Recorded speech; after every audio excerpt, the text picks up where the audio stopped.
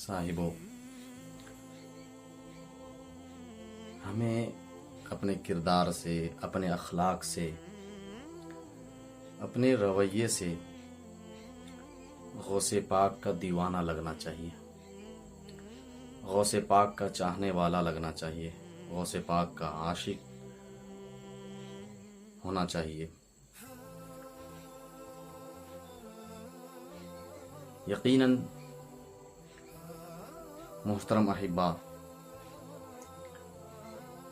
آج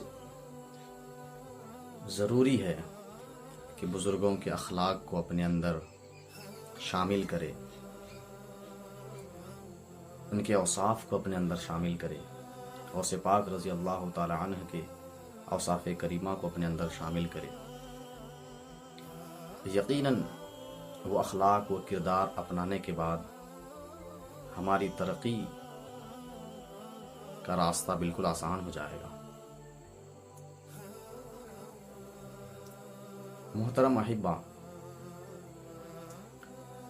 آج ہم اخلاق کے اعتبار سے نیچے گر رہے ہیں۔ ہم اپنے اخلاق اور اپنے رویے سے لوگوں کے درمیان شرمندہ ہو رہے ہیں، اپنے سماج میں، اپنے شہر میں، اپنے علاقے میں اخلاق کے گراوٹ کی وجہ سے، اخلاق کے خرابی کی وجہ سے ہم بے عزت ہو رہے ہیں۔ ناظرین کرام، غوث پاک رضی اللہ تعالی عنہ کے اوصاف پر جب آپ نظر ڈالیں گے تو یقیناً آپ کو محسوس ہوگا کہ ان جیسے اوصاف اپنے اندر داخل کر لیں تو ہم اور آپ کامیاب ہو سکتے ہیں۔ آئیے میں آپ کو بتاؤں غوث پاک رضی اللہ تعالی عنہ کے اوصاف کریمہ میں سے ایک بات، ایک جھلک آپ کو دکھاؤں۔ غوث پاک رضی اللہ تعالی عنہ راستے سے گزر رہے تھے تو آپ نے دیکھا ایک فقیر شکستہ حال ایک گوشے میں بیٹھا ہوا ہے۔ اب غوث پاک رضی اللہ تعالی عنہ اس فقیر کے پاس گئے پوچھنے کے لیے کہ آپ کیوں بیٹھے ہیں؟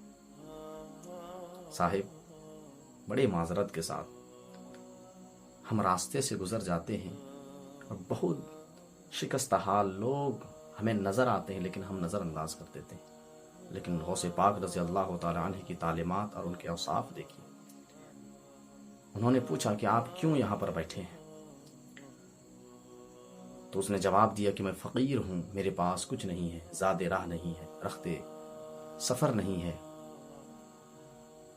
میں یہاں پر اس لیے بیٹھا ہوں، میں چاہتا ہوں کہ اس سمندر پار کر کے وہ علاقہ جاؤں، لیکن میرے پاس ملاح کو، کشتی بان کو دینے کے لیے کچھ رقم نہیں ہے، کچھ نہیں ہے، اسی لیے میں بیٹھا ہوں۔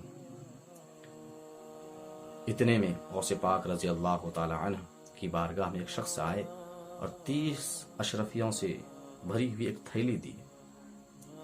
غوث پاک رضی اللہ تعالی عنہ کی محبت دیکھیے کہ اس اللہ کے مقدس ولی نے، پیر پیراں میرے میراں، روشن ضمیر بڑے پیر دستگیر سیدنا شیخ عبدالقادر جیلانی، پوری کی پوری تھیلی اس بزرگ شخص کو حوالے کر دیا۔